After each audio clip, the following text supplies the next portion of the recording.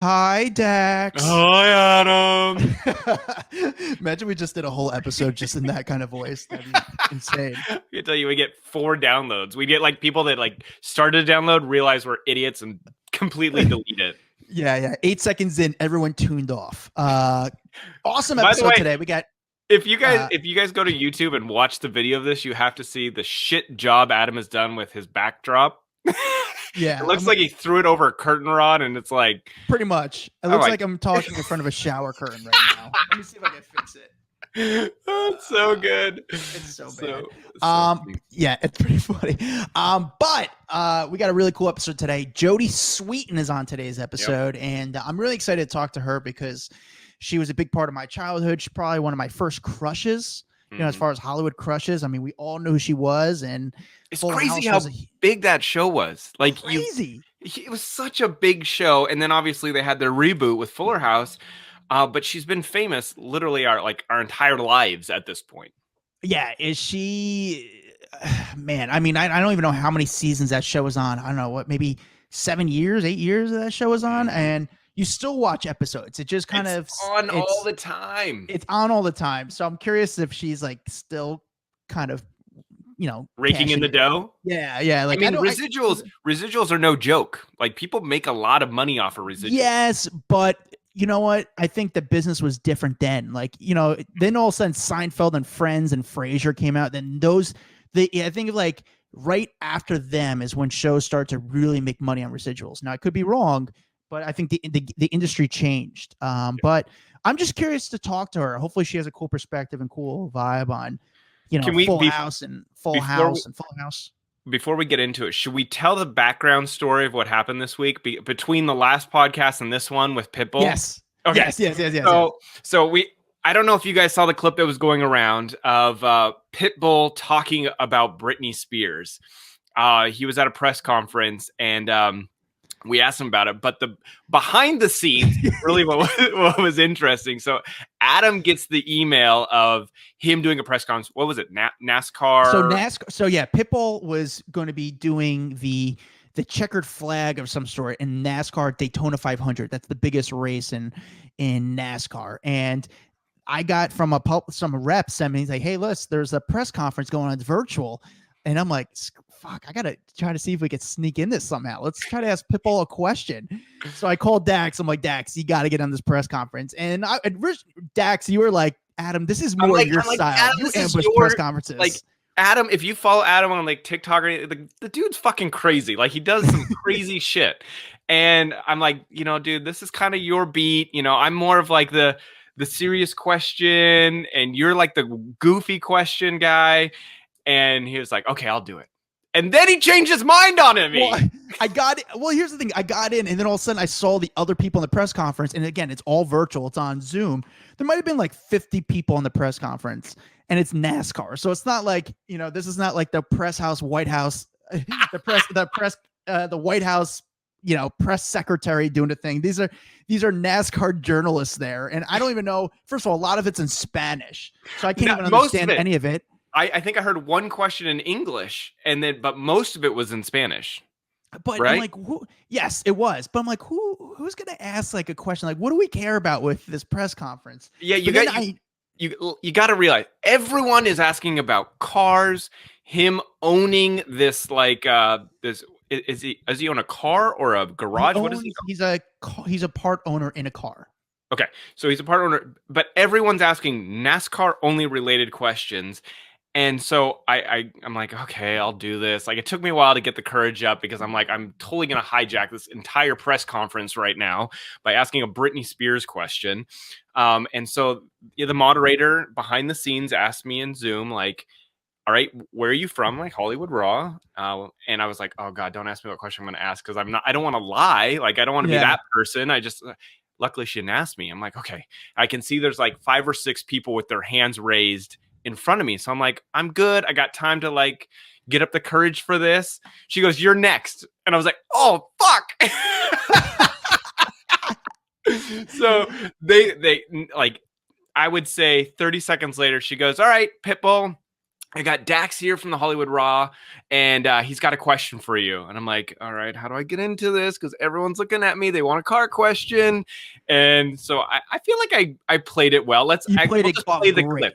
Let's play the clip. Music industry right now has been talking about Britney Spears, and I know that you are a friend of hers. You went on tour with her. I'm just curious what your thoughts are on this whole Free Britney movement. Well, I mean, Britney gave me an amazing opportunity to be able to go on tour with her in Europe.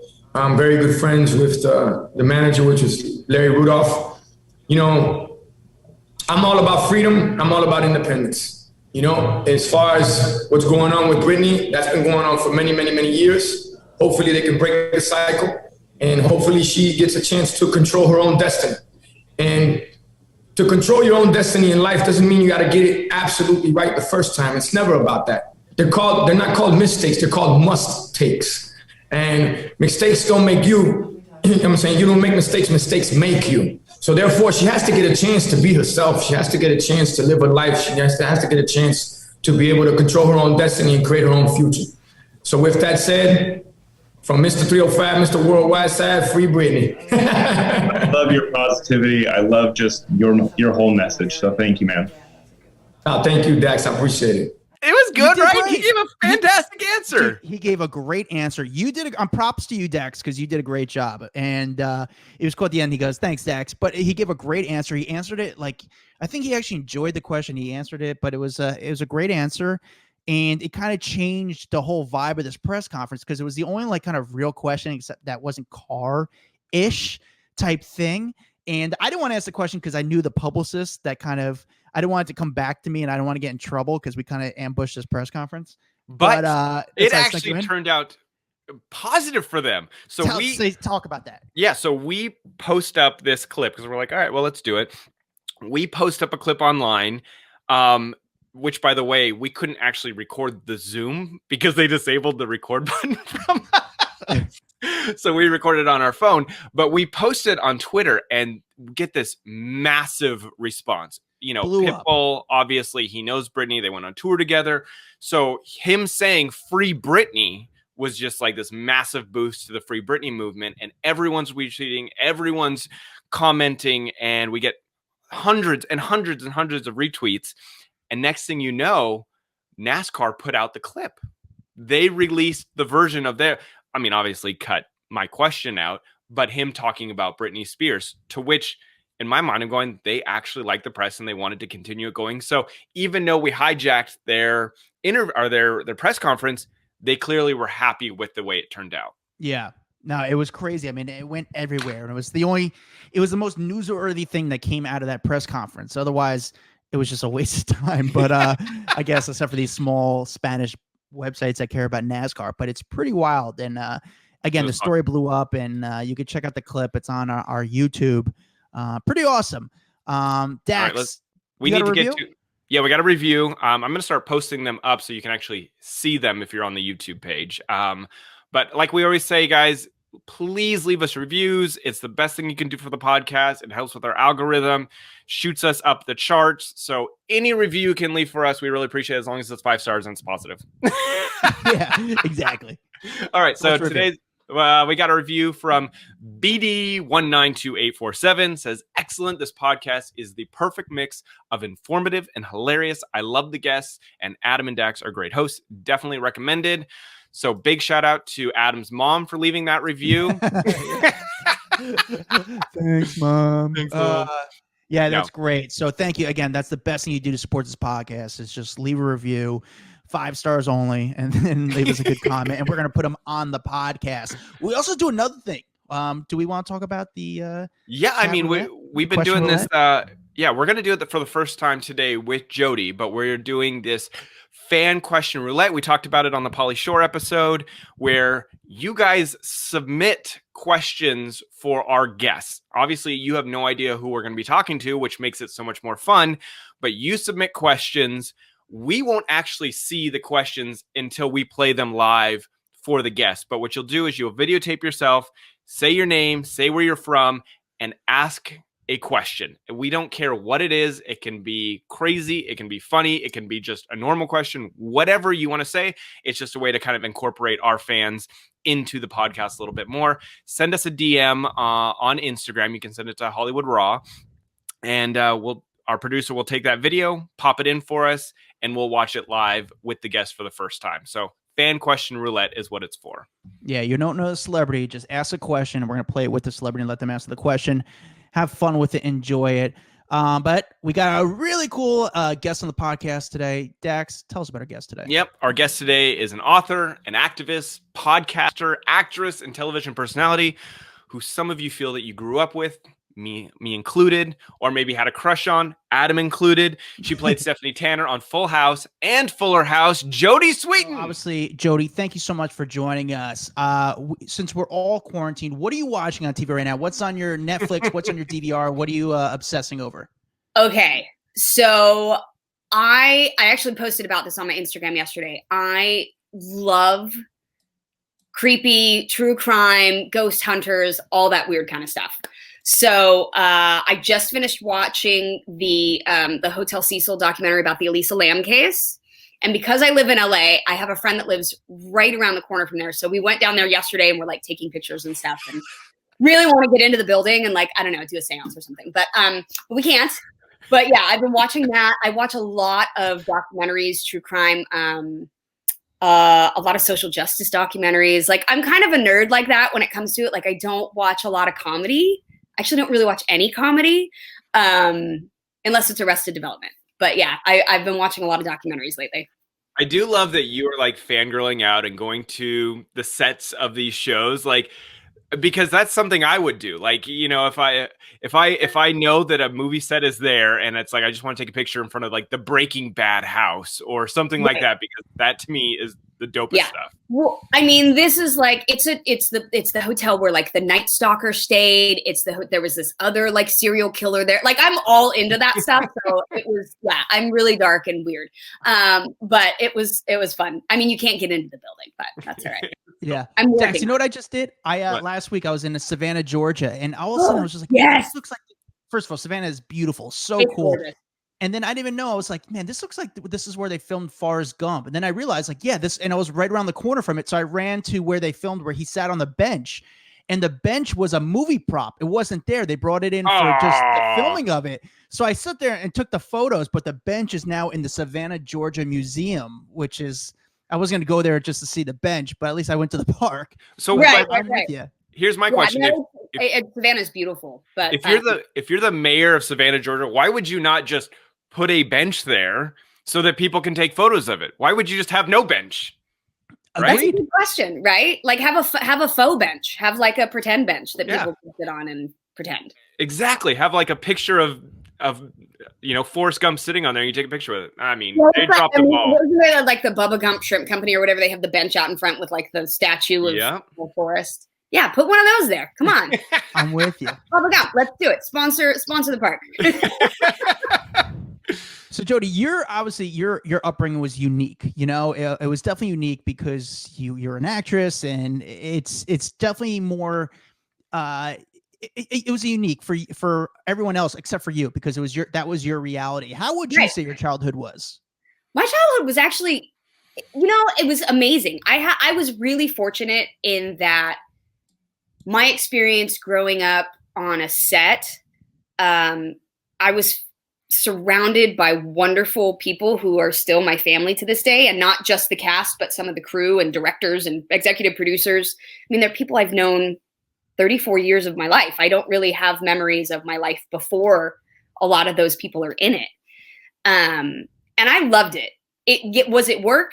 Yes. Are there sacrifices that have to be made that as a kid, you're kind of like, oh, I don't, like I can't go on all the field trips. I don't get to go to 6th grade camp or whatever. Sure.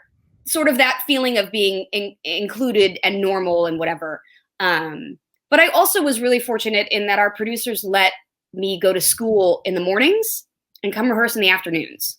So like 3 days a week, I was in normal school. So I did have, I'd say more so than a lot of other kids that grow up in this business, a foot in real life. I went to public school. I had normal friends. I would go travel on weekends and do appearances, but really I just wanted to like throw a tennis ball up against my garage with some friends and play tag and rollerblade around my neighborhood. So it was this weird mix of really normal and also completely not. And because it was normal for me, like getting recognized and stuff like that, I was like, why do people care? Yeah. Like, who gives a shit? Oh, sorry. No, you can say all the shit you want to say. Go for it. Interview. No, but like, I never really gave a shit about being famous or meeting other famous, but like, it's just normal. It was like work. It was just what you did. So it was always weird for me when people my age would get so freaked out meeting me. I was like, oh, that's right. Yeah. Like, it's just my job and normal for me, but I guess other people, it's not. Your reality is your reality. It's exactly. It was that was what I did. I got up and it was what I loved to do. So like some kids went and did gymnastics or played sports or whatever. And I went to set and I performed and I loved it. So that's interesting. Going to public school, I'm curious, how did the other kids treat you? Because we've talked to so many actors and actresses on the podcast, and we get this like wide range of school was great for me, and then school was tough because other kids were jealous and they didn't know how to respond to that jealousy. So it was just like, I'm just going to be mean because that's what kids do. So I'm curious what your life was like. Can be assholes. And anything that makes you slightly different, in school is like cause for, everyone to make fun of you for some stupid reason. I would say it was both. I had great friends. I had some really great girlfriends, normal friends, just, we'd do sleepovers and stuff like that. But then, the changing dynamics of elementary school and middle school, like, as a girl, like this stuff just changes daily. Who's getting along with who doesn't like whose group are you in, whatever. So being gone half the time, I'd like be in one scenario with, everybody, and I'd come back and it was like, we don't like her now. Oh, we don't like me now. Oh, wait, what did I do? I didn't, okay. Or just this weird jealousy stuff that you're like because you're not there daily, a part of it, you feel sort of like an outsider. And then, of course you get to middle school. And no matter what, like middle school, I have a daughter in middle school right now and one going into it. It's the worst time of your life. Middle school it's worse than high school. It's horrific. Like everyone is raging with these puberty hormones. Nobody understands what's going on. Everyone's just angry for no reason. Like they're just out of their mind.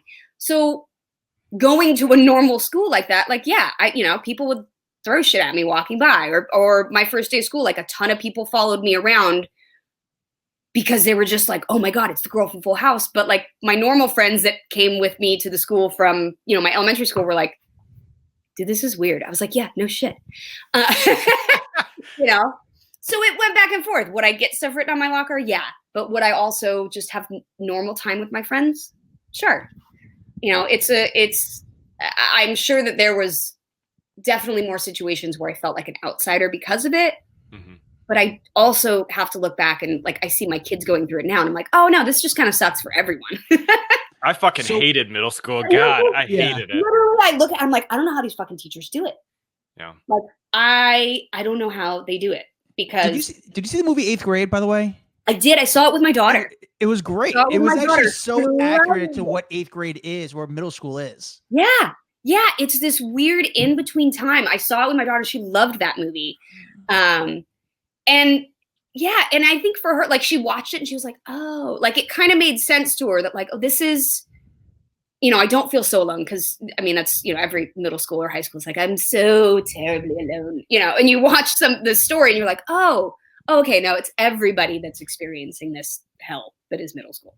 Absolutely. Yeah. So did you always want to be an actress? Or I guess some people have the idea when they see child actors that they're forced into it. You were not forced into being an actress. Is that correct? Not at all. My parents were and are very normal. My dad was a superintendent at a gypsum plant in Long Beach Harbor. Like he had a, very blue collar job. My mom was a stay-at-home mom. She had driven school buses when I was, like a year old. I mean, normal people. And, I I loved performing. My parents were like, oh, we'll put her in dance classes and stuff. And I think I was about 3 and I did my first dance recital. And apparently I thought that whoever was in like the front row was not doing it well enough. So I kind of edged my way up and like came out of the way to get up to the front. And that was, I think, when my mom was like, oh, she might want to do like some performance stuff. So I did like print things when I was, 4 years old. I did a few commercials. I did a Sizzler commercial. I did an Oscar Mayer hot dog commercial. I worked a ton when I started doing commercials, and it just kind of unfolded from there. But my parents this was never the plan. Like, my parents did not have any connection to the business.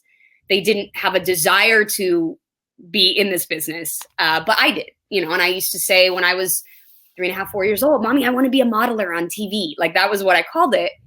And she was like, okay, sure. We'll go on a couple auditions. It'll be fun. And then I just started booking a ton of stuff.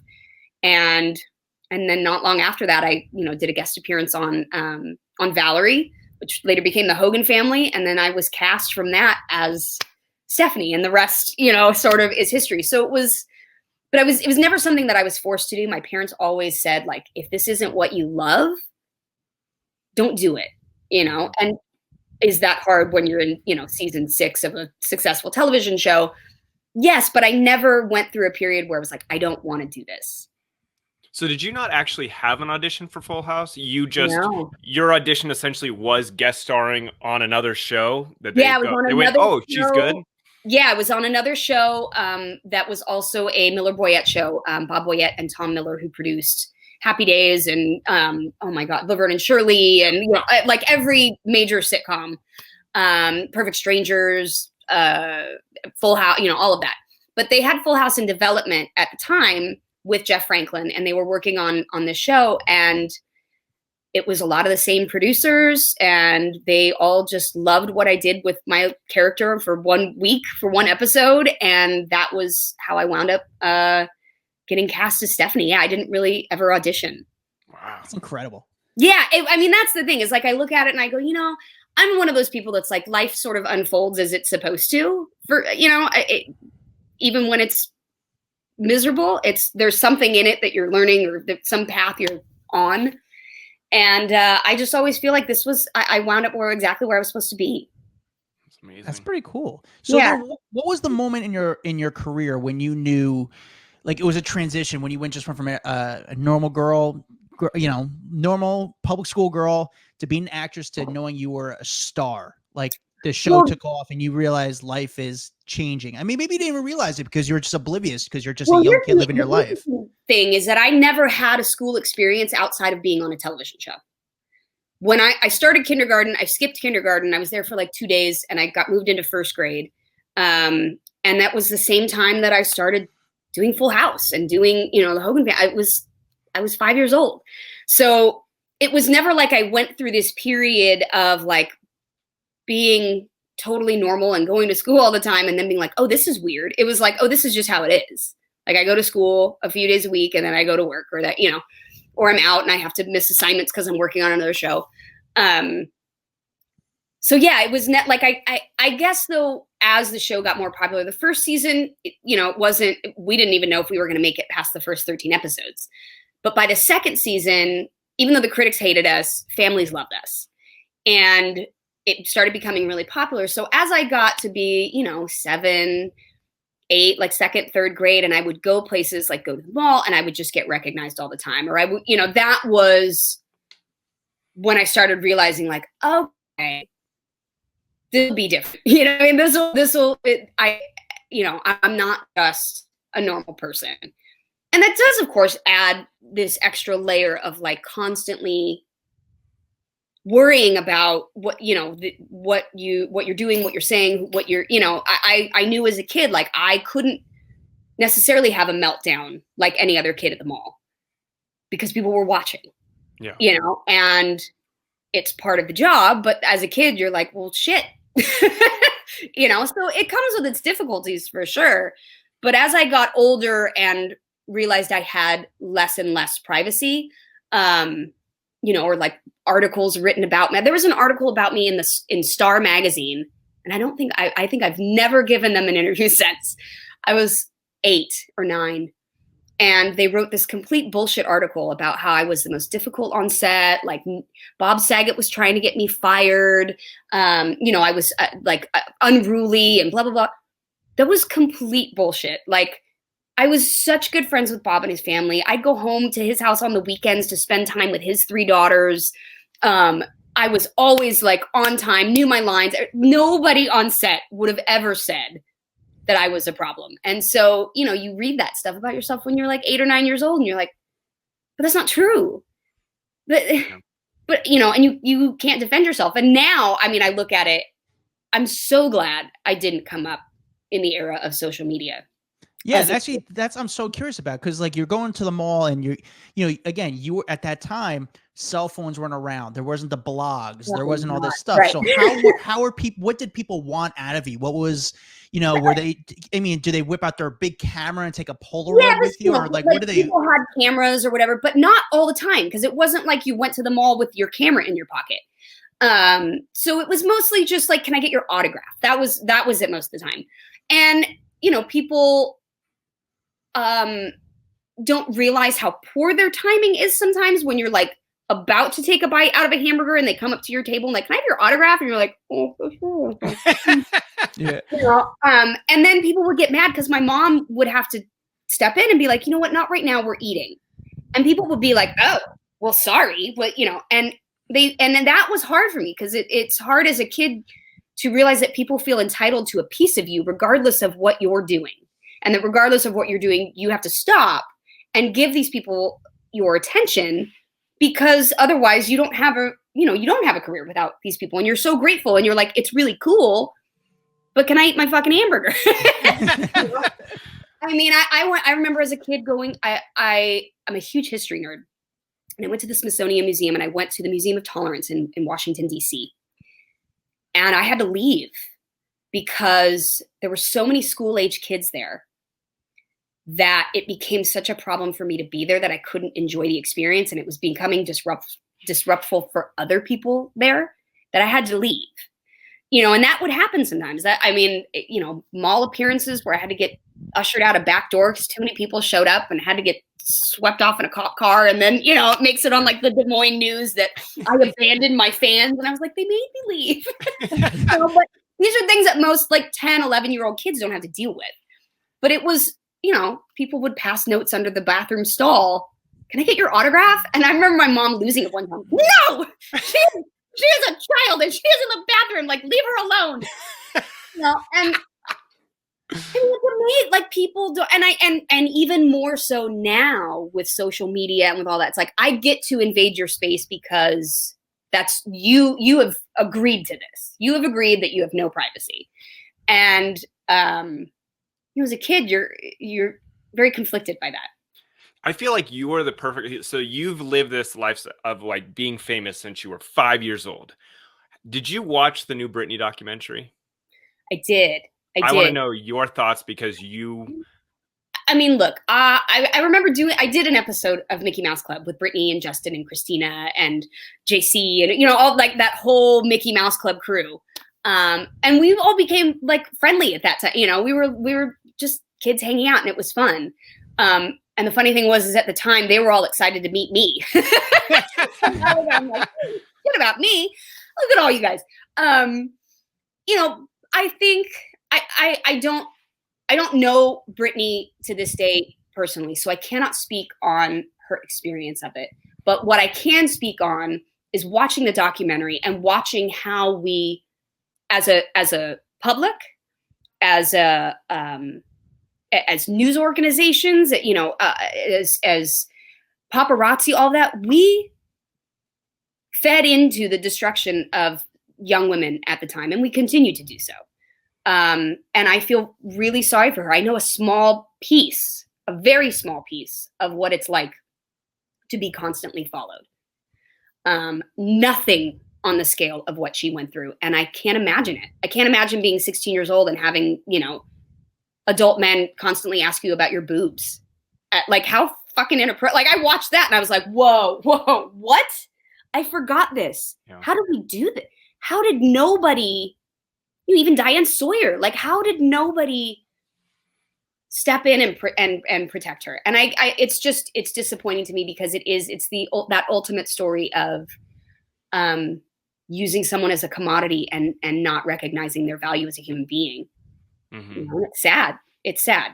I can't imagine. I mean, fame fucks with you regardless of how extreme it is. And on the extreme level like that, I don't see how you make it through the other side without being really damaged by it. Yeah. You know? Absolutely. How did you like taping the show in front of a live audience? Is it fun? Is it exciting? Is it more nerve-wracking? It's all of it. It's all of it. When I've always said that doing a sitcom or a show in front of a live audience is a bit like, it's like combining, live theater and television. And so it's really fun. I mean, I loved it, but it's crazy because I don't know if you've ever been to an audience taping, but one, they're long. So people are like, oh, it's a half-hour sitcom. You're like, you're going to be sitting there for like 5 hours. And it's like a circus going on while you're working. So as a kid, there's like music and lights and they're doing giveaways and they're doing all this shit while you're getting notes. And even as an adult, like taping Fuller, I was always like, what's going on? Oh my God, is he balancing? Oh, sorry. Literally like a circus going on in the stands, loud, all this stuff while they're coming and giving you notes and you're having to focus and do all this. But it's so much fun. Like there's such an energy that you get from a live audience. And anyone who's ever done theater or sitcoms can tell you, you feed off of it. You absolutely do. And it changes how you deliver lines. Like you're in the moment and you're like, okay, I got to take more of a beat here. Like, oh, that joke landed and they really liked that. So, okay, well, I got, and you have to really be on your toes because sometimes you think you're going to get a laugh and it's like, you're like, oh, okay. So it changes the rhythm and everything. So it's exciting. It's exhilarating. And I mean, even, doing Fuller House, I remember every time we would get ready to do the audience show, like we'd do our intros, we'd come out, wave to the audience, and then we'd be, heading back to start our first scene. And I would be like, oh my God, I don't know what the fuck I'm doing. Like every time, and I did, and it was fine. And I had a great, like I never just went, oh my God, it's all blank.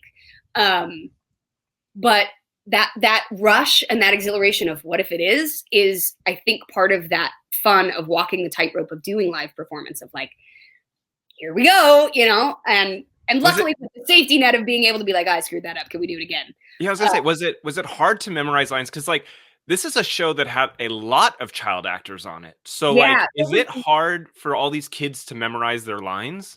And do they ever have cue cards at all? It depends on the kid. I started reading at a very young age. I could read fully by about 3.5. You could put a book down in front of me and I could read and mostly comprehend whatever it was I was reading. So which was why I skipped first grade and stuff, or skipped kindergarten. And I was really lucky in that I loved reading. To this day, I am a voracious reader. And so for me, reading and memorizing was quite easy. Luckily, I have a brain that, would just sort of remember things and imprint it. And I could remember all the beats, everybody else's lines, what came next, what came first, and it wasn't really that difficult. But some kids don't take to it as easily.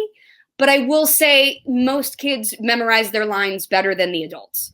One, because they're probably rehearsing it with their parents more than us adults are. And two, because, I'm 39 and old and approaching senility now. So it's, I'm like, wait, what? Oh, yeah. My line. So. That's funny. What is the episode that you look back and you're just like cringed out by? There was one on Fuller House. I fucking hated this episode. I think it was the one, Steph gets in like an argument with Sudsy the clown. Now, the guy playing the clown was hilarious and he was great, like nothing against him. I just hated the storyline. I was like, it was one of those things where I was like, I'm becoming a mom. I think I was engaged to Jimmy at the time, maybe, or no, I don't think I was engaged at the time, but like, I had all this other stuff going on and I was like, and I'm fighting with a clown. Like, you know? And I think that entire episode, I was like snarky about it. But look, you show up, you do your job, you do what it is, you give your notes. And at the end of the day, it's not my show. You know what I mean? It is, but at the end of the day, I'm Stephanie. I say the lines, I do the thing, and I make it the best I can. But yeah, the Sudsy the Clown episode was a thing. And also, I believe there was one, there's so many Full House episodes that were so silly and cheesy and wonderfully 80s, 90s sitcom. Sure. But I do think there was one where like Jesse did some crazy stunt and like drove a motorcycle along the edge of a thing. And I think it was like the parking structure at Sony Studios where we shot, but it was like, supposed to be this thing Jesse did. And now looking back on it, I'm like, oh, was that like our Fonzie jump? Was that our jumping the shark? Yeah. Was that the shark? Jumping the Sony. Was that where we jumped the shark? And I don't think it was. We may have done it earlier or later, but I do think looking back on it now, like, was it groundbreaking comedy? No. But what it was is a show that appealed to an entire family. And it was fun and it was silly and it was safe. And it was something that you couldn't get away with now. You couldn't do, audiences are not as naive, I think, now, even kids. The comedy is different, but I think for what it was at the time, I mean, we did actually some great ones though about like child abuse and, the earthquake, suffering through like the earthquake trauma and all that stuff that kids today tell me, I watched that and it really helped me. Or I watched that and I actually saw that my friend was being abused and I reported it. Or, it made an impact. As cheesy or whatever as it was, it did make an impact, So it's something that, as silly as it was, I'm always very proud of. So but I want to with the line. So I want to jump into we're starting this new thing. It's called Fan Question Roulette. Okay, we're going to take a break from our questions because we've started this thing where our fans don't know the celebrity that's coming on our podcast. Oh, fun. But we're having them submit questions to kind of incorporate them a little more. So, and I haven't even listened to the questions. The producers have listened to the questions. They've uploaded them. Okay. I'm going to push play, and we're going to hear what the question is for you for the first time together. Oh, this will be great. Okay, so and it was great because it can't be too specific. Exactly. About me, so I'm like, and they're just uploading, being like, I hope they play it. I hope they play it for a celeb that I know. So we're going to see what the questions are. I mean, I hope I'm a celeb. I actually have no idea what these questions are. Like, who the hell is that girl? No. All right, so we got the first one. This one comes from Maggie and Emma. All right, let's see what they have to say. If you could take back being famous, would you? And why or why not? Oh, if I could take back being famous, would I? No, because, like I just mentioned about some of the shows that I've done, and some of the, and now as I become more involved in like activism and stuff, you're given a much greater platform to do something with it. And my biggest thing is wanting to like have an impact on the world. Right.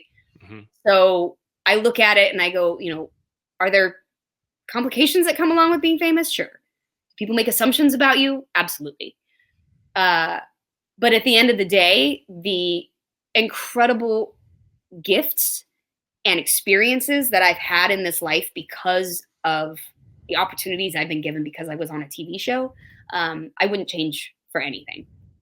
I wouldn't. And now I feel like, when I speak or when I talk about something or try to raise, awareness on an issue, I have more of a platform and more people might listen and make some change and actually do something about things. So I wouldn't take it back. It's been a pretty awesome ride. Cool. Thank you, Maggie and Emma. All right, let's get to the next one. Maggie and Emma. This is fun. This is literally the first time we've watched these videos. I'm waiting for a butthole question to come. Something's going to be weird. I know, right? Just some weird Yeah. And I wouldn't put it past the producers. All right, let's go to Mackenzie. All right, let's see what Mackenzie has to say. My name's Mackenzie, and this is Millie. We're from Omaha, and our question is, would you rather fart loudly and everyone laughs at you, or be the only one obnoxiously laughing when someone else farts? That is, first of all, that's a fucking excellent question. And I think I would rather be the person laughing obnoxiously. One, because I already laugh obnoxiously. My laugh is like what I'm known for. It's loud. It reverberates. You can hear it. People used to joke they could find me on set because they'd just listen for me laughing and would, figure out where I was. So yeah, I would much rather laugh at someone else's misfortune than be embarrassed. Wow, this is fun. I like this already. All right, day one of Fan Question Roulette. All right, let's do one more. Just wait, is this day one of Fan Question Roulette? You're the inaugural fan. We pitched that. We pitched that on the Pauly Shore episode and said, "Hey, we want people to start sending in questions." And you're the first one since our Pauly Shore episode. We have Adam Carolla later, so yeah. All right, so let's see. Next one is by Emmy. All right, what's Emmy got? Okay, so my question is, would you rather sing your favorite song all by yourself in front of an arena full of people, or just in front of the original artist alone? That is a good God, question. that is a good question. That's a really good one. Well, I actually have a really funny story that goes along with this. I have sang in front of a stadium full of people, and it was pretty horrifying because we were shooting a Fuller House episode where we went to a Giants game. Mm-hmm. It was a baseball game. First off, it was a Giants-Dodger game. So people took this game real fucking seriously, and we're not all about us doing some dumb shit in the front blocking their game. This was a Giants-Dodger game. And I'm an LA girl, so I love, the Dodgers, but like I had to take pictures with the Giants. I got so much hate on social media. They're like, "You're an LA girl, you can't like the Giants." I'm like, I don't really give a fuck about either one. Just take a picture. But I had to go out. One of Stephanie's things was that she had dated Hunter Pence, who plays for the Giants. And it was this whole storyline about how she goes out and gets invited to sing "Take Me Out to the Ball Game," but then like has a whole meltdown about Hunter in the middle of it and gets dragged off the field. Well, not everyone in the stadium knew that Fuller House was taping an episode, even though I think they'd announced it, but people won't pay attention. So here I come. I have one chance to sing "Take Me Out to the Ball Game," right? I'll say it's not my favorite song, but I got one chance to do it and act like a fucking crazy person and get dragged off the field, right? The players didn't know what was happening. So I go out there, like Hunter knew because he had done a guest appearance, he kind of knew what was going on, but they didn't announce it to the players like, "Hey, they're shooting a show here and this is going to happen." So I go out, I sing the song, and then at the end I have a meltdown and like freak out, whatever, and I get dragged off of the field. People are booing. People are losing their mind. Like, what is wrong with this girl?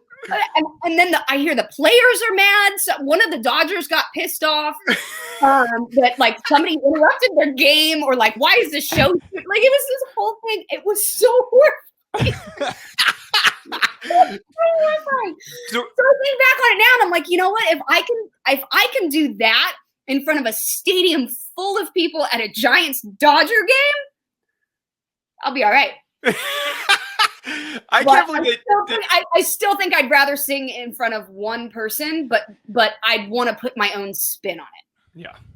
Yeah. Oh my God, that sounds horrifying, by the way. I'm actually glad she asked that question because it's a story I don't get to tell very often because it doesn't come up, but it was probably one of the most embarrassing things that I've ever had to do for my job. You've had to shove that one back into the back part of your brain so you don't remember it. And of course, like my Fuller House cast and everybody is like stoked and clapping. They're all excited because, I get to go out on the field. And the night before, they'd had a Fuller House night at the stadium. So, we were all excited about it. And then I realized, like, everyone thinks I'm actually this crazy person. Well, did they announce you as Jodie Sweetin? What am I going to lose now? So I just, I leaned into it. How did the announcer of the stadium announce you, though? Like, what was your name? I believe he announced it as Stephanie Tanner coming to see, because we had one shot live during the baseball game. And that's also terrifying too. It's like, okay, you have one chance to do this in front of like 40,000 people. Don't fuck up, you know? That was funny. And I was going to say, because everyone at that baseball game is probably our age, so they know Stephanie Tanner. There were a lot of people that did kind of know, but not everyone and not the players. And that would like, they were just so confused. Oh, I love that so much. Freaking out over Hunter Pence. And I was like, no, it's not. Okay. How are you and the other cast members? Are you guys like, you know, obviously it's a close family. It seems like for the most part, you guys have always had a really, really great relationship. Everyone talks super highly about it, you know, about each other. Is it like a good bond with everyone? You guys super tight? It's like a ridiculously good bond. I will say, I don't know that there's probably any other casts of TV shows, truly, that are as close as a whole as we are. I mean, Candace and Andrea are two of my best girlfriends. We've gone on, you know, girls' weekend trips together, and we do, you know, we go out to dinner. We see Jeff Franklin, all this, like, and it's not just the cast, but it's parts of our crew, our executive producer. Like, we are so tight knit. You know, we've gone to every single wedding, funeral, you know, graduation, baby shower, like or helped plan them. Some, you know, Candace was a matron of honor my first wedding. Her daughter was my flower girl. Like, you know, it is a close-knit family that, you know, and we love each other. We love each other, and we've fought like family. We have argued, you know, there's any group of people that love each other this much. We go through our ups and downs, but I don't think there's never a moment that any of us ever think that we have lost our place in that family. Do you ever get sick of being asked about the Olsen twins? I always wonder that, because their fame is so big, or got so big, that I got to imagine the amount of questions you've had about the Olsen twins over the last 20 years is insane. Yeah, and you know, it was fun by the end of a press tour, when like the show first came out, and it was every question was like, why aren't the Olsen twins on? And I was like, why? And I finally, like, at the end, I'd be like, why do you give a shit? Like, you know, and they would be like, and Candace and Andrew would look at me. I was like, what? I mean, I'm just like, who cares? They're not on the show. Why are we talking about somebody that's not on the show? You know? Yep. And it wasn't like anything bad against them. I haven't talked to them in years, to be honest. They have gone off and done their thing, and like, great, awesome. We were really close as kids, but you know, they were like 6, 7, 8 years old. There are people that I knew when I was 6, 7, 8 that I don't talk to anymore. It doesn't mean I was less close with them at that age. It just means we grew apart. Yeah. So, you know, I just think it's interesting how people were so focused on them not being there. Because there was it was obvious, it was a story, it was a thing. Why didn't they want to be there? I'm like, I don't know. I think it's because they're fashion designers. Why the fuck do they want to be on this show? You know? I think it's because they're so elusive that everyone is like right. constantly craving more attention. Like, almost their reluctance to be out in public, I think, makes them even more of a desirable target for people to find out about. And again, it goes back to that whole Britney thing. Like, their entire life has been dissected and publicized and, you know, consumed by people. Of course, they don't want to go out and do it more. And, you know, they acted when they were kids. They were little kids. They've grown up now. Maybe they don't want to do it anymore. You know, it's like a kid that played soccer when they were 7 years old. Like, you know, at 25, you're like, why aren't you playing soccer anymore? I don't know. Like, I was 6. Who cares? So I had this crazy talent that I could actually tell who was who. Could you tell who was who when they were young? From the back of their head. Really? Yeah. Like, everyone used to be like, twins. They're fraternal twins. They don't look alike. Well, when they were young, they looked very much alike. Don't you agree?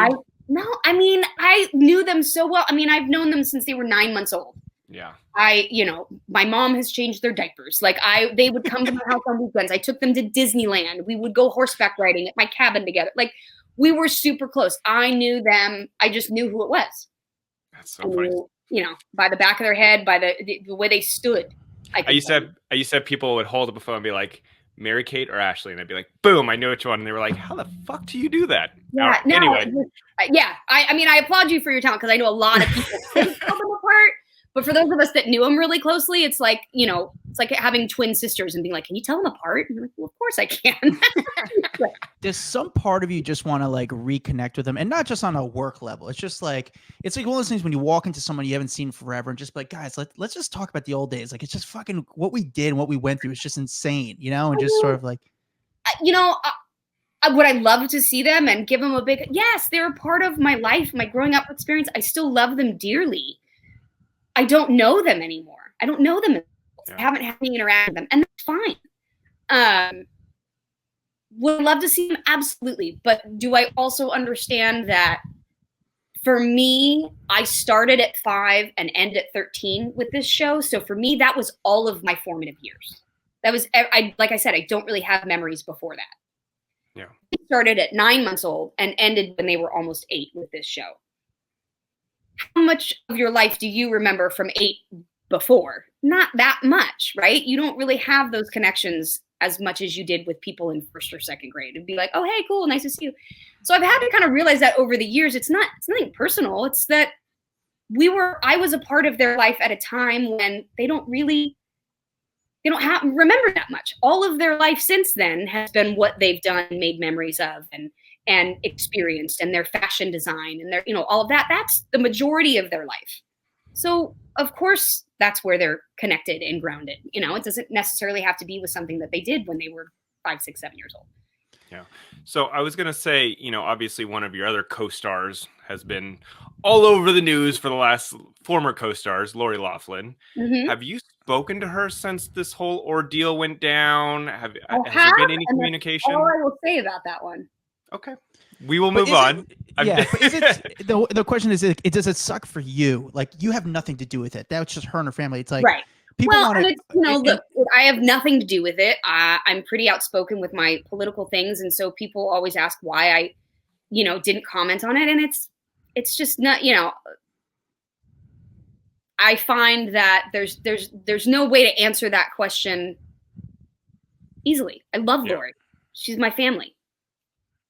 You know, there's nothing. I feel that you can love people and they can make decisions that affect them personally, but it doesn't mean that it needs to affect your personal relationship with them. Right. It doesn't. More so, I think it was that, you know, it was disappointing because we all loved her and she has been such a part of our family that not having her there at the end was an understandable political decision, but you know, we wanted everybody there.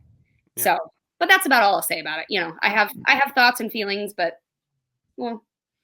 So let's take a look back, actually. Full House ends. You know, this is the original Full House, the first time he did. Not Fuller House or Full House. Right. What do you do next? What's, you know, are you getting roles thrown at you? Or is it like some way, because, you know, people just see you as Stephanie Tanner? How was life right after Full House? Life right after Full House was hard. I was a 13-year-old kid entering high school. You know, again, a really challenging time of your life anyway. It was like around the end of 8th grade when the show ended. And it was lonely. Something that I'd done every single day for all the life that I could really remember, and having these people in it every day, or knowing that, okay, we'd work 3 weeks, I'll have a week off, but I'm going to go back and see them. And that routine, you know, it was a grief process. And I look at that now. I think I was grieving that loss at 13 years old of what I had known up until that point, you know, and the blessings and a curse of being on a popular sitcom are that everyone knows you, but everyone knows you as that character. And so, you know, I would be 13, 14, still going out on auditions, and they would, you know, come and be like, oh my God, can you say how rude? And you're like, yeah, but I don't know that that's what's in the sides that I'm auditioning for, you know? So it became really hard to kind of extricate who I was, despite, you know, going to acting class and like really wanting to be involved. I went to a performing arts high school for musical theater. You know, I did all that. It was really challenging. And I think at that point, I also was at a place where I didn't know how committed I wanted to be to giving up that bit of my normal high school experience. Yeah. You know, I think it came at a time, and I was auditioning, and then I was like, but I just want to go to, like, I want to go to school all day.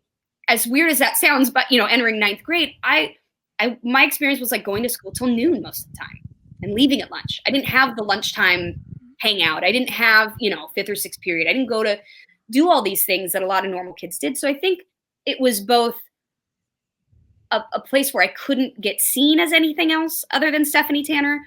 And also, I think I just wanted to be normal for a little while and go to my performing arts school and do musical theater and dance and have that experience for a while. But even now, Stephanie will always be what I'm known for, and I'm grateful for that. But I do hope, I can do a lot of other things, and I do hope that at some point I get to show that. Yeah. And I think as an adult, it's a little easier. When you're 13 or 14, it's not like there's a ton of roles out there anyway. It's a very limited market, and oftentimes they want to find the new person that's going to be a star, and that's fine. I'm grateful that I got to have a normal experience a little bit. But yeah, it was difficult. It was difficult to be seen as anything other than, the cute little girl with curly hair. I got to imagine that is a tough time, because high school, again, goes back to middle school and high school. Tough time to be someone, but tough time to also be someone in the spotlight. How does someone like yourself deal with people coming into your life? Because I feel that when you're in the spotlight, people come in for the wrong reasons or the wrong motives. How do you weed those people out and go, they're just trying to be my friend because of Stephanie, or they're trying to be my friend because of Jodie? Well, I think, in a lot of ways that becomes pretty obvious pretty quick, where you're like, why are you asking all these Full House questions? Why aren't you worrying about the math homework? Why aren't you, you know what I mean? Like, why are you asking me only about that? Or why do you only want to ask about the people that I know? So it became kind of easy to differentiate that. And being that all of my social experiences for most of my life were framed within that, I had to learn to discern that. I will say I probably wasn't great at it, even through my 20s. I'm a person who I naturally want to believe in the best in people and trust people. And because I don't give a shit about fame or like what's connected to it, I assume that most people feel like that. And then it's always that rude awakening when you're like, oh no, okay, so you're telling my business to people because okay, got it. Yeah, you're kind of not my friend that I thought you were. Yeah. But you learn to do it over the years, and I think as I've gotten older, I've just gotten a little more protective. But now I see it. The hard part is I see it with my kids. My kids tell me all the time that people want to become friends with them because of who their mom is, and it breaks my heart because I remember that as my own experience, but I can't protect it. I can't protect them from it, and at the same time, they're like, oh, it's kind of cool. But are these people really my friends? And I'm like, I understand that. I know what that feeling is like, and it's different to see your kids go through it in sort of a distant way. Mm-hmm. How did boys treat you? How did, I'm talking about like right after Full House, you're in high school kind of, and then going into your 18, 19, I guess you got married. Your first marriage was at 20, I believe. Yeah. But how are boys treating you? Where, and how do you, listen, we're guys. I'm sure guys would say, I just want to have, be with Jodie Sweetin, and just put that on the resume, Yeah. And and like I said, into my 20s and as I got older, I, still had that happen with people that were, that would date me or be with me because they thought they won the jackpot or thought it was really cool that, the person they were with was famous. I always had a lot of guy friends. I've definitely increased my like circle of women as I've gotten older, but I just always got along better with guys. I had a ton of guy friends, so I always got along with them really well because I wasn't a real girly girl. I didn't, it just wasn't me. So most of my friends were guys, and I think because of that, I had a little bit easier of a time to relate to them. And guys are also, I'd say for the most part, not as good at hiding their weird jealousy intentions, sort of, you know what I mean? Like, it becomes pretty obvious. Girls will be like, oh, I'm going to be your best friend. And they'll do that whether you're famous or not, and, kind of try and drag you down. But boys, I mean, I had like boyfriends in high school, and I you know, it wasn't ever, I don't think it was ever more yeah, I don't think it was ever like more difficult, but I also think I mean, I definitely learned some hard lessons along the way, but probably more so in my 20s. So saying that learning your lessons, what advice would you give to someone who is becoming or has become famous at a young age? Things that you've learned, you know, obviously there's been public struggles and that kind of stuff that you've gone through, but what advice would you give to someone growing up in the spotlight? Remember that this all goes away. It, you know, for everyone, it comes and it goes. The chances of you getting famous and staying famous the rest of your life are relatively slim. And so you better have a good idea of who you really are and not who other people want you to be. And and what your persona is, because we all have that. We have the persona and the person that we put out, and then we have ourselves. And if you're not really connected to who you are, you can get lost really easily in trying to be something that people expect you to be. Yeah. How do you deal with, like, since you are a public figure, you know, and I know you don't give a shit about being a celebrity, but you are a public figure. Right. And so some of the things that go with being a public figure, people know your salary. So people always like, oh man, you don't have to work another day in your life, or people might assume Well, I think people assume they know my salary, but anyone who's worked for Netflix is probably like, yeah, it's not what you like, look, this is not the days of ABC television. You know, everybody's making $1 million on Friends. It's weird, you know, people assume that I live in Beverly Hills in some gated house, and where I'm like, I rent my house. I have a normal life. My kids go to, you know, regular school. Like, I don't live some lavish lifestyle. You know, I haven't been working a ton because of the pandemic. So I'm like, look, we're using some coupons. And you know what I mean? Like, I mean, maybe not, I'm not coupon clipping, but like, but I definitely am like, can I get 25% off of something if I buy it? You know? Sure. I live a really normal life. But here's the thing is, do you ever feel the pressure because, like, people, let's just say you're a waitress, they're working, they're on your table, because who you are, you have to give more than 20% as a tip, you know, because you feel like, I mean, I think people always assume that. I mean, look, but in between working as an actress, you know, I worked in the field of drug and alcohol treatment for about 6 years. Which I commend you for doing that, because you've been very public about that. You wrote about that in your book. Yeah. And props to you for being so open and honest about that. I think it was very refreshing and very cool. Thank you. And you know, if I weren't in acting, I probably would have continued on in my schooling there and become a therapist, or, you know, continued working as a director of operations for different facilities. And, you know, I started working as a tech at a place, taking out the trash and washing the dishes for clients. And, you know, when clients would figure out who I was, they were like, why are you here? And I was like, why wouldn't I be? It's just a job. So I have to have a job, right? I have to have something that I want to do. And I worked my way up in that because I loved it. And I don't have any expectation or ego about having to put in work or going back and having a quote unquote normal job. You know, we all got to pay our bills at some point. So, you know, it is what it is. But I do think people, I mean, I know even in my comments, you know, when I talk about, you know, different political stuff or raising awareness for this, people are like, well, why don't you just, you know, buy this, or why don't you just invest? And I'm like, if I could, I would. But I don't have the money. I wish I lived the life that you think I do. You know, I live a really relatively normal life. Are the checks from the residuals from the first season of Full House, are they still good?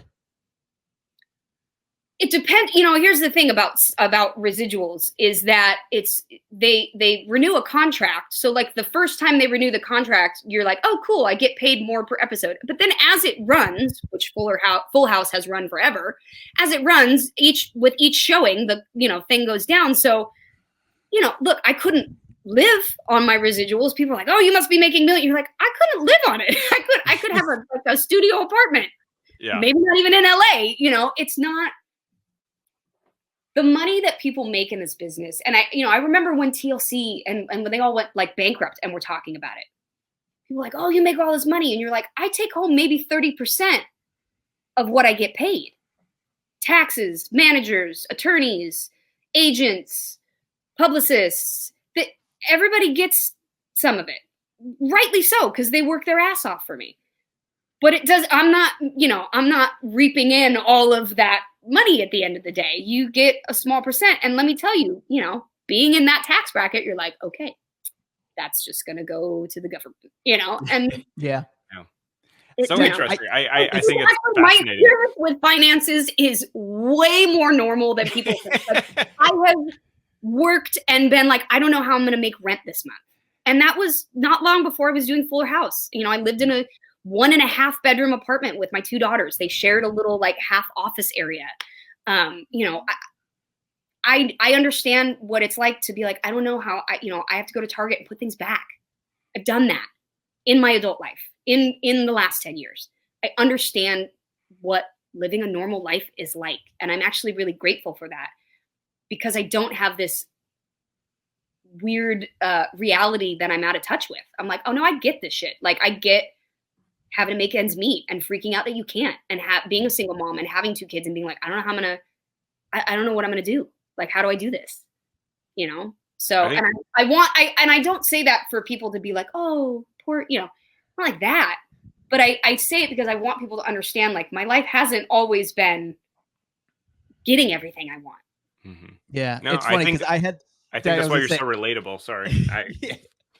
I had 2 kids from my high school hit me up within the last 36 hours looking for money. I'm like, guys, I do a podcast. Okay. Everyone has a podcast. You have a podcast. I'm like, you have a podcast. Have you? If you think that I'm making, I'm like, you think I'm making all this money. I'm not Joe Rogan. Let's put it that way. It's a passion project. I love to do it and it's fun, but I'm not in it for the money. That's great. All right. So I want to get to the podcast. We do a quick speed round where we throw out questions to you. You answer them as fast as you can. Okay. And then we'll get onto your podcast because I really want to talk about your podcast.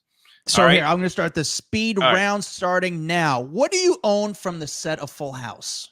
I have the head of that weird CPAPy that's in the living room, that weird statue. I took the head off of it the last day. There was actually a big issue with it because I took the head and Warner Brothers was like, you can't take that. And I was like, yes, I can. And I had it in the trunk of my car and I had to give it back. and then I had to ask for it again after it got like. That is so funny. Is that the only thing you have? I have Mr. Bear. That's a cool one. I have the original Mr. Bear. I took something off of the wall in the kitchen or in the living room set. No, it was in the kitchen set. It was this hand-stitched thing that just said, "Love is all you need." And I remember seeing it from like the first day in the kitchen set on Fuller House. And I was like, I love that. I want that. And so it's hanging on, the wall in my family room. I have a little piece of the couch that everybody signed. Awesome. Yeah, I have a few things, but yeah, the CPAPy head, Mr. Bear, and the little "Love is all you need" thing are like the 3 main ones. That's often. All right. So how often do you watch old episodes of Full House? Never. To your children? No. Okay. Biggest celebrity in your phone? I mean, the one you're like, this is pretty cool. I don't know. I don't really have that many celebrity friends. I mean, it would be somebody on the show, I guess. John Stamos, maybe. Huh? I don't know. I don't hang out with a lot of celebrities. That's the thing. It's all my people like, ooh, who do you hang out with? I'm like, normal people. Normal people. All right. Do you have Mary-Kate and Ashley Olsen's current cell phone numbers? No. What's a food everyone loves but you hate? Oh, I don't know. I like food. You know what? I will say this though. I'm not a huge pizza fan. Really? What? I know. My boyfriend is like, lives for pizza. He lived in New York, like get a slice. That was the thing. I just am like, You live in LA though. There is not like, I lived in LA for 8 months. And there was just nothing there. New York has a great slice of pizza. Like you can't find better pizza than in New York. But I'll say this. I'm a deep dish Chicago style person. Right. I do like that. It's more of a casserole, not really a pizza. But I do like Gino's here, like in LA. There's a Gino's East. And I can get some good deep dish from there. All right. So what I've learned during this podcast is you were extremely smart growing up. Do you remember your SAT score? it was around close to like 1,300. It was like 1280. Jeez. That's great. Something like that. 12. Yeah. Yeah. I can't remember mine, but I think I may have also buried it to the backside of my brain to try to forget. Yeah. Well, I did. Oh, I did all the SAT prep. I think I took it twice because my English score carried it. My English score was like almost 700.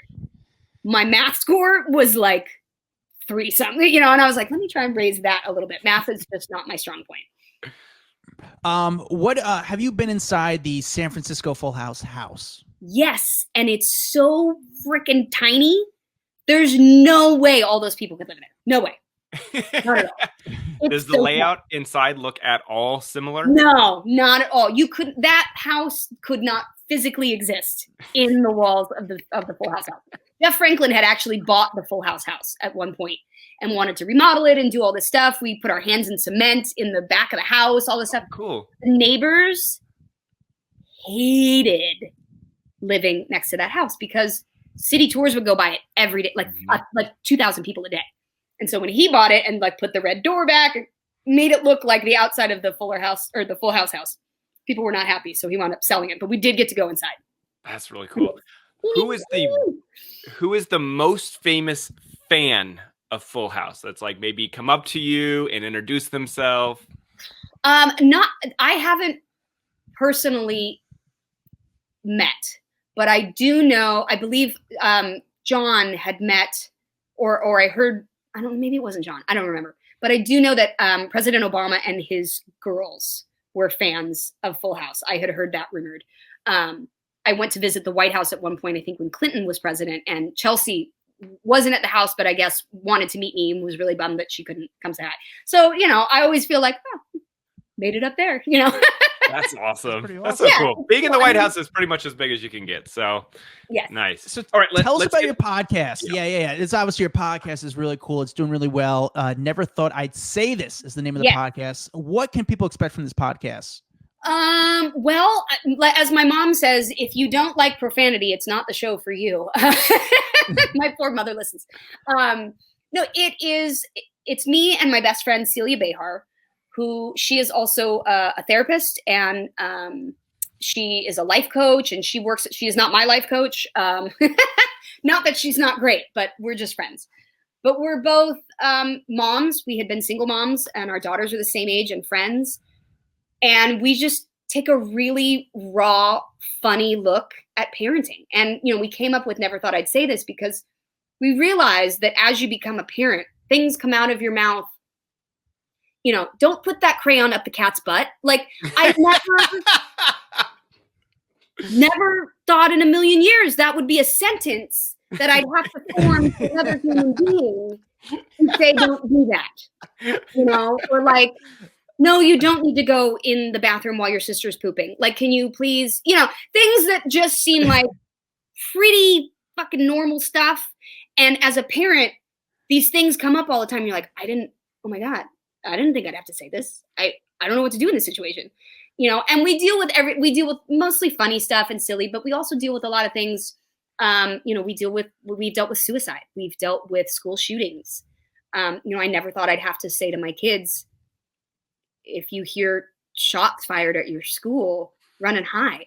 Yeah. You know, there's a lot of things as a parent that you don't think you'd ever have to say, but we are, I'd say 95% completely irreverent, totally inappropriate.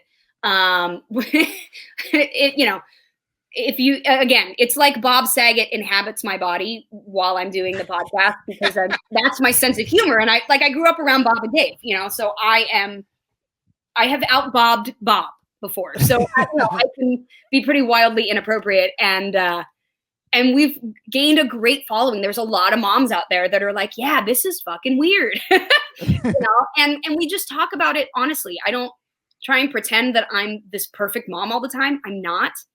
Especially in this pandemic, I have screamed and lost my mind. My kids have screamed and lost their mind. Like, parenting isn't easy. It's not pretty. It's not, you know, I don't post the perfect pictures on Instagram because no one wants to get in my pictures on Instagram now because I have 2 middle schoolers. So, Right. Although my older daughter is now like, ooh, I want to be in it. Like, I'm like, yeah, I see you.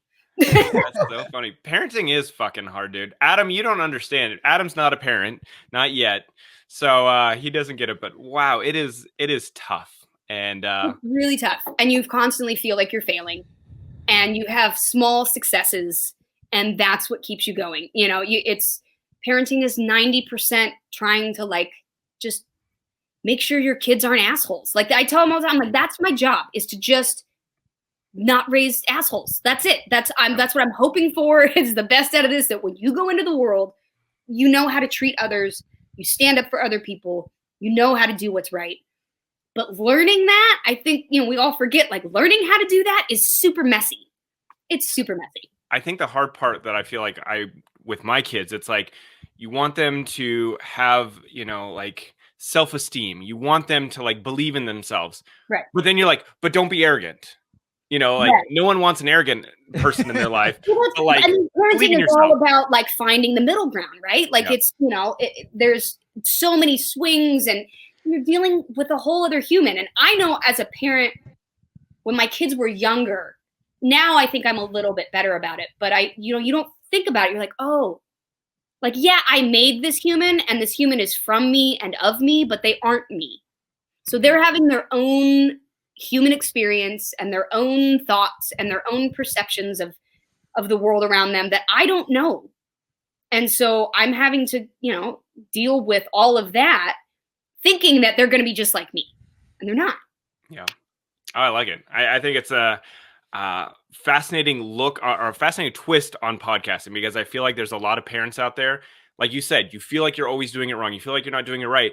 So having a podcast to go and listen to and hearing other people talk about the exact same issues that you're going through, right, I think it is great. And, and I'm assuming it's not just for mothers, awareness. right? Right. And we try to bring awareness about that too. Like it's, you know, we had Kat Zingano on our show recently, who is one of the top UFC female fighters, and her husband had committed suicide, and it was a really tragic, awful thing. And it really, you know, we talked about that. Like, what is it like as a mom to have to go through that with your kids? You know, I'm really proud of the podcast because we don't leave anything out. We don't, you know, we've talked about racial justice issues. We've talked about, you know, homeschooling, and that it's, or not homeschooling, distance learning, and how it sucks. And I have completely failed on that front. And yeah, it is what it is, you know, but just being real about stuff. I think moms, I know as a mom myself, like I love reading articles where it's like, everyone's losing it at this point. I'm like, oh God, thank you. So like to hear somebody talk about it is such a relief, because you do feel crazy. You feel like my kids are the only ones that are out of their mind. And then you hear other parents and you go, oh no, they're all little crazy people. Okay. That's true.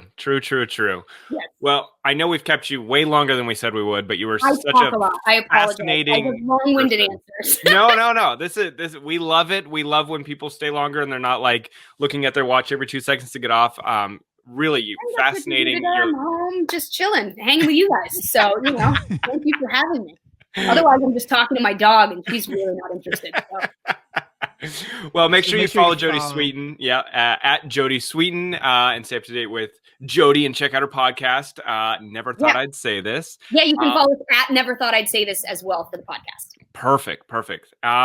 Yes, thank you again. We really appreciate it. My pleasure. I had so much fun. Such a good out. Yeah, you just have just good energy, but a good vibe and a good perspective on your past, you know, and it's just fun to hear your stories and hear you talk about it and how you're very grateful for it. And I think it comes across that definitely, you know, it's just excited to hear your journey, because it's definitely fun. And we grew up with you. So it's just cool. You. No, I'm incredibly grateful for my journey, all of it, you know, ups, downs, whatever. It's completely made me the person that I am today. And I always encourage people to share their stories. That's one of the things I always talk about, is like, share your story, share your humanness. Share, you know, both your successes and your failures, because we all have them. And, you know, if we live in this world where we think that nobody fails or that nobody does anything wrong, then, you know, we're giving ourselves an unrealistic expectation. So I try to just be as real and human as possible, because it's at the end of the day, that's all I am. Awesome. I love it. Thank you. You're awesome. Thank you so much. Absolutely. A pleasure. She was great. I liked her. I mean, I feel like we say that with lot. listen, we say that shit with like everyone, but I think it's because we're like the time that we're spending with these people, it's like really enjoyable. Like I actually walk away being like, I didn't know much about Jodie before. You know, obviously she's been famous my entire life. I grew up watching Full House, but like getting that hour to chat with her, I really like it. I enjoyed our conversation. You knew Stephanie Tanner, but you didn't know Jodie Sweetin, and like you're like, fuck, Jodie's cool. Like, you know, like it's just she's a cool chick. She gets it. She understands the scenario, and her again, like I said in the beginning, her reality is just different than our reality. But she has a great perspective on Full House. She has a great perspective on Hollywood. Like this is just what she does, and I respect that. You know, again, we always say what was the big takeaway. I just like how she talks about it's like I'm just working. Like, you know, like this was a job. Like I have to work. I got to pay my bills. And I was like not sugarcoating. There's so many celebs out there that maybe like, you know, they're not on a TV show currently, but they're like still put out that allure of like, oh, I'm still making money. And she's like, fuck that. Like I'm shopping at Target just like everyone else. I love that about her. Yeah, it's just fun. It's cool. And she doesn't have a negative, you know, when people and you know, when you're a child star, I guess some people could kind of look at that as sort of as a negative thing, like, oh, you know, some actors, some celebrities could look back like, oh, I'm past that. I'm an actor. I've done my latest work. And she's like, no, that was a big part of my life. And she embraces it. And I think because she embraces it, people love her more. And her podcast is great. She's crushing it, you know, and she just has a great outlook. Could you believe how she talks so much shit on Lori Loughlin, though? Yeah, right. Yeah, I got shut down on that one, but I don't blame her. Like, you know what I'm saying? Like, that's a tough subject. Even asking the question, I'm like, never know where this question's gonna go, but might as well ask it. You have to throw it as for our job. We have to ask it, unfortunately, and we sort of know what the answer is going to be. You know, like she's not going to say anything. First of all, it's sad that we have to ask that because we will get shitted on if we don't. But yet again, it's like what is she going to say? I think it's also a shitty situation. People expect us to ask difficult questions, but I think we do it in a tactful way that we don't put people off. You know what I'm saying? Like I don't feel like she was annoyed. I don't feel like she was upset. She's just like, oh, I'm not going to answer that one. Like, I appreciate you guys asking, but I'm not going to answer it. Yeah, we gave a platform if she wanted to. She chose not to, and I totally respect that. I totally get it. I totally understand it. And with that said, she still is awesome. It was a great interview. Thank you, Jodie, for coming on the podcast. Make sure you check out her podcast. Guys, you can find this whole interview, the video portion, on YouTube. We also make clips we put on TikTok, Facebook, Triller, Instagram, Twitter, everything. You know, check us out. You can add the Hollywood Raw podcast on all those platforms. You can find me at Adam Glynn, GLYN. You can find Dax Holt at DAXHOLT. And we'll see you guys later.